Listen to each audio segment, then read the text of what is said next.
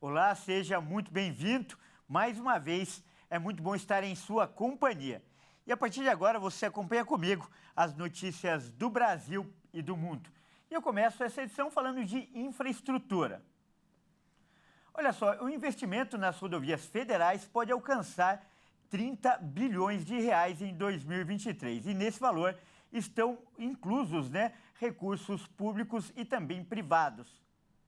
Um grande volume de obras após período de estagnação causado pela desaceleração da economia e efeitos da pandemia, o setor monitora os riscos de gargalos com a falta de profissionais qualificados e escassez de insumos.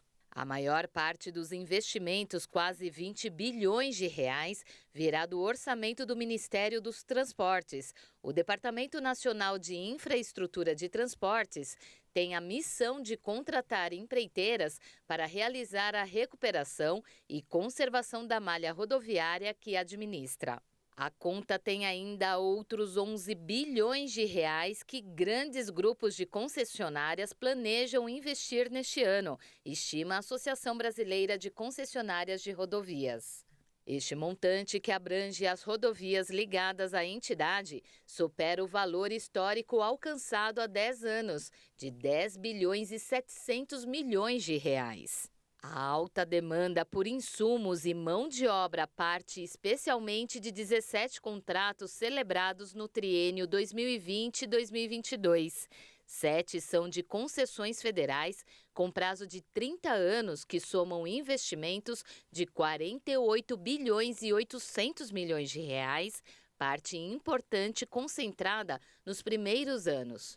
Outras 10 contratações são de obras públicas voltadas para a duplicação de corredores viários considerados estratégicos para o país. Concessionárias ligadas à Associação Brasileira de Captadores de Recursos já relatam enfrentar dificuldades de contratar projetistas e consultorias especializadas. Para contornar o problema, as gestoras de rodovias estão antecipando a ida ao mercado enquanto existe disponibilidade para garantir a contratação. E eu falo de economia agora. A crise que afeta o varejo brasileiro nos últimos meses pode contaminar também a indústria. O setor, é importante a gente lembrar, é responsável por 20% de toda a produção nacional. O movimento preocupante tem origem no elevado número de pedidos de recuperação judicial que envolvem o comércio. Neste ano, as 99 solicitações realizadas até abril representam 1 de cada 4, equivalente a 26% dos pedidos efetivados no período. Entre todas as requisições do varejo, 71 foram aprovadas pela Justiça, segundo dados do Serasa Experian. Em ambos os casos, apenas o setor de serviços aparece com mais pedidos, 164, e deferimentos, 143 no primeiro quadrimestre de 2023.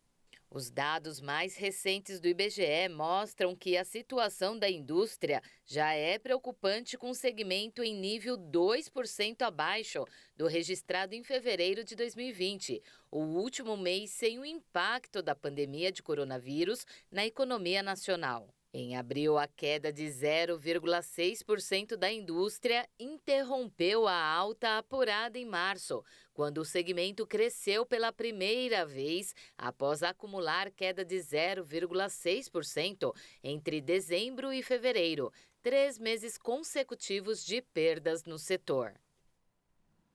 E olha só que dado alarmante. O Brasil registrou 2.800 tentativas de fraude por minuto no primeiro trimestre de 2023. A conclusão é de uma pesquisa que foi feita por uma empresa de segurança do setor. Mas a repórter Maria Clara Leite é quem traz os detalhes. O levantamento mostra que de janeiro a março de 2023, quase 2% de todas as transações digitais no sistema financeiro do país tiveram intenções criminosas. Ao todo, foram 365 milhões de tentativas de golpes só nos canais financeiros digitais nesse período. Para chegar a essa conclusão, a empresa de prevenção de fraudes e segurança digital CAF analisou os indícios de tentativas de golpes em operações financeiras, transporte, delivery e comércio eletrônico. O levantamento revelou que o maior volume de fraudes ocorreu entre as 10 da manhã e 18 horas, o que, segundo a empresa, sugere que os fraudadores têm um comportamento semelhante ao do usuário comum, justamente porque buscam passar despercebidos. A pesquisa da CAF ainda revela que no primeiro trimestre houve aumento de tentativas de driblar sistemas de reconhecimento biométrico e facial, além dos golpes do Pix, que muitas vezes acontecem quando as pessoas recebem propostas por WhatsApp de enviar aí uma certa quantia em dinheiro via Pix e receber o dobro do valor de volta.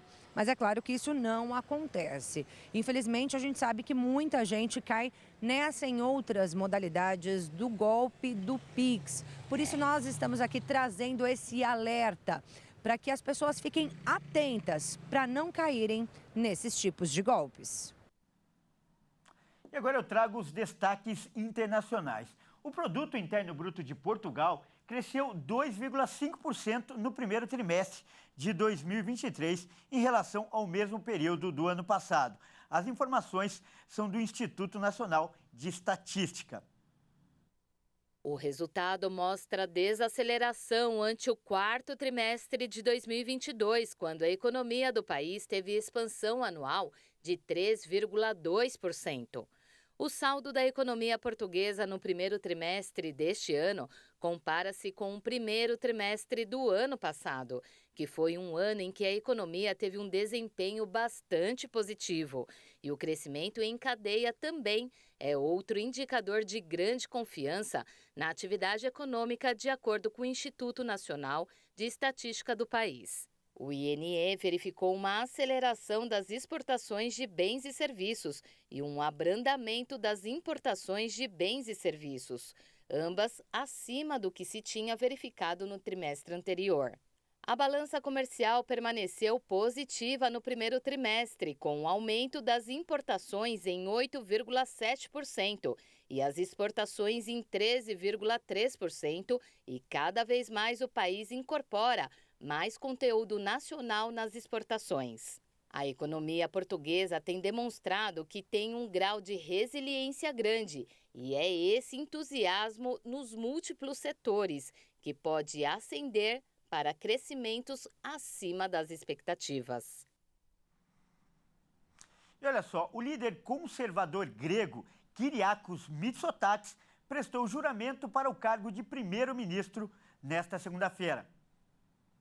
Ele assume a função pela segunda vez, depois de alcançar a vitória por maioria absoluta nas eleições legislativas. Isso vai permitir que seu partido governe sozinho. O líder do partido Nova Democracia, que teve que deixar o posto de chefe de governo durante 5 semanas, prometeu acelerar várias reformas. No domingo, o partido de Mitsotakis venceu as eleições legislativas com 40,55% dos votos. Graças ao bônus de 50 deputados concedido à legenda mais votada, o Nova Democracia saiu das urnas com 158 cadeiras no parlamento unicameral grego, que tem 300 deputados. O partido de esquerda Síriza, liderado pelo ex-primeiro-ministro Alexis Tsipras, recebeu menos de 18% dos votos e garantiu uma bancada de apenas 48 deputados. Entre as promessas de Mitsotakis no novo mandato estão aumentos salariais, contratações em larga escala para os hospitais públicos e a melhoria do sistema de ferrovias.